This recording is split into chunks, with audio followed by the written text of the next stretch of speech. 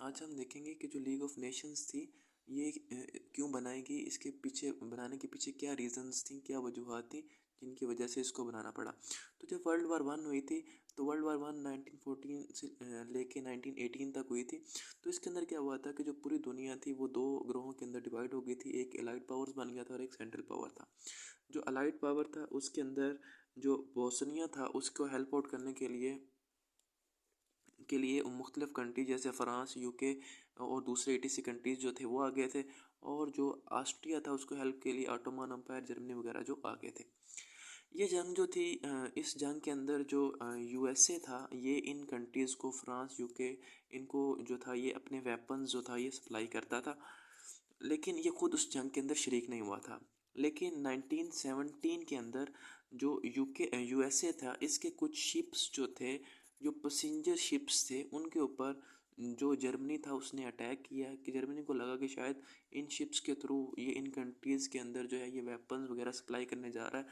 तो लेकिन उसके अंदर पैसेंजर्स थे। तो इन यूएसए के जो जहाज़ थे उसको जर्मनी ने मार कराया। तो जिसकी वजह से यूएसए जो था इस जंग के अंदर कूद पड़ा। और उस जंग के अंदर उस वक्त यूएसए के से आने से पहले जो सेंट्रल पावर्स थी, जो ऑस्ट्रिया वाली साइड थी, ये जीत रही थी। लेकिन जैसे ही यूएसए जो था इस जंग के अंदर आया तो जो अलाइड पावर्स थी उनका पल्ला भारी हो गया और जो अलाइड पावर थी वो जो जंग थी जो जीत गई। अब जब जंग जीत गई और इस जंग के अंदर लाखों लोग जो थे उनकी जान, करोड़ों लोगों की जानें कुर्बान हो गई जो कि किसी भी मकसद के लिए नहीं थी।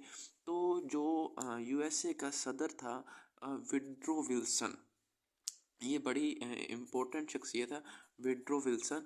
तो इसने क्या किया, इसने कहा कि हम क्यों ना कोई इस तरह की ऑर्गेनाइजेशन बनाते हैं जिससे दोबारा से इस तरह की जो जंग है वो ना हो सके, ताकि हम इस तरह के हालात जो हैं वो दोबारा फेस ना करने पड़ सकें, इतनी करोड़ों लोगों की कुर्बानियाँ ना देनी पड़े। तो इन्होंने क्या किया कि तब 1920 के अंदर जो था एक मुख्तलिफ ममालक को इकट्ठा किया और एक लीग ऑफ नेशन जो थी, LON जो थी, वो बनाई, ताकि नेक्स्ट आने वाले हालात के अंदर, नेक्स्ट आने वाले दिनों के अंदर अगर कोई इस तरह का मसला होता है तो उसको हम बैठ के टेबल टॉक करें और बात जो है वो इस तरह जंग तक ना जाए।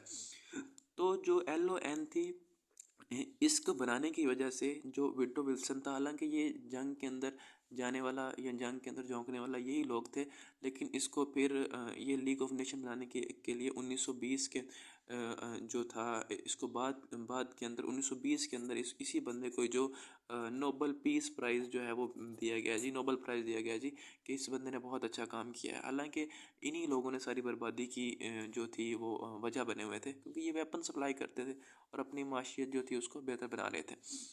अब जो लीग ऑफ नेशन थी, जो LON थी, इसको इसी को हम क्योंकि ये वर्ल्ड वार वन के बाद बनी थी, तो इसके दो नाम हैं जो कमीशन के अंदर पूछे जा सकते हैं। एक है कि इसको हम कहते हैं कि ये child of world war one है। तो जो child of world war one है वो लीग ऑफ नेशन है। या फिर दूसरा जो है, इसका जो दूसरा नाम है इसको हम कहते हैं कि ये है पेरेंट ऑर्गेनाइजेशन है UNO की।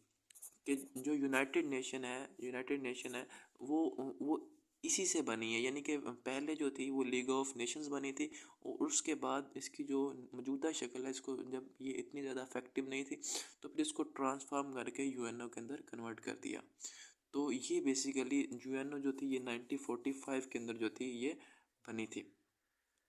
तो इस तरह से हमें पता चलता है कि किस तरह से जो लीग ऑफ नेशन थी उसके पीछे बनने के पीछे क्या वजूहत थी। और जो UNO है अब ये भी वही काम कर रही है जो लीग ऑफ नेशन था, लेकिन ये उससे ज़्यादा इफ़ेक्टिव है। Thank you.